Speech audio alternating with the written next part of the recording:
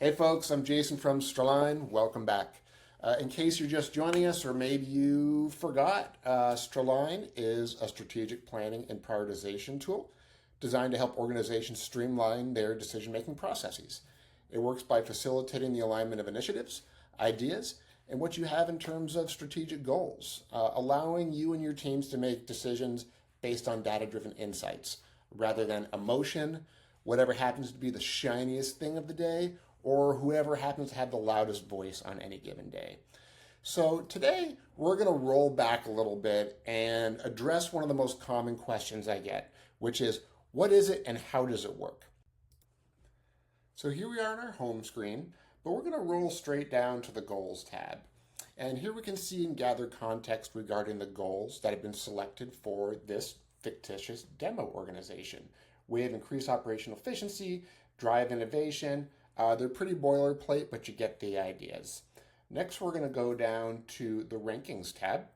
And on the Rankings page, we can see how all of our active submissions stack up against each other. So one having the most favorable rating in comparison and falling linearly as we scroll down the list, we can see the submissions that have been rated or compared as the least favorable.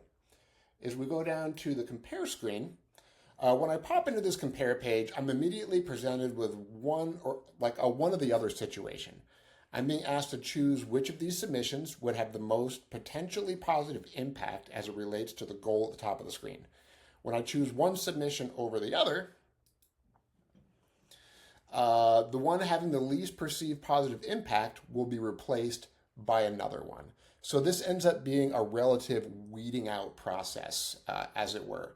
Now, the science behind this method is called Pairwise Comparison. It's nothing new. In fact, it was first documented in 1927 and was referred to as the law of comparative judgment. We're going to get more into the mechanics of Pairwise Comparison in another upcoming video. So for the meantime, we're going to go down to our Rate tab. Hey, isn't that nice? It gives us compliments. So in the Rate tab, when I land here, I'm presented with a list of submissions that I've been given access to, to rate. So we have the title of the submission, which stage it's in, where the submission is in its current life cycle, and how many goals are remaining to rate against on any one of these. So now, if we remember, we have a total of 5 strategic goals. So when I see a 5 here, that tells me that I personally haven't contributed to the rate process, whereas when I see a 0, if there were one, that would indicate that my work is done for that submission and I've done my part. So if I go in to start rating, I'm presented with a page similar in format to the compare page, but I'm being asked to rate on a negative to positive scale based on how I perceive that given submission will impact the organization, specifically as it pertains to our goals. So increase operational efficiency is the goal. And the submission that I'm rating against is implement a customer loyalty program to boost retention and drive revenue.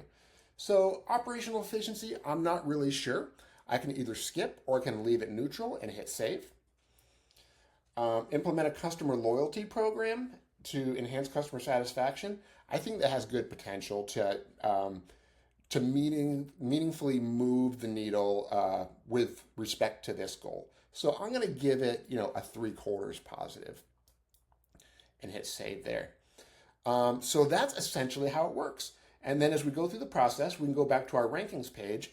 And then based on the user comparisons and rates, we're going to start to see things change and things start to move around. So that's about it for now. I'd love to hear your questions. Next, we'll take a peek under the hood and delve into the mechanics of how the compare and rate algorithms functions give us our output. All right, see you next time.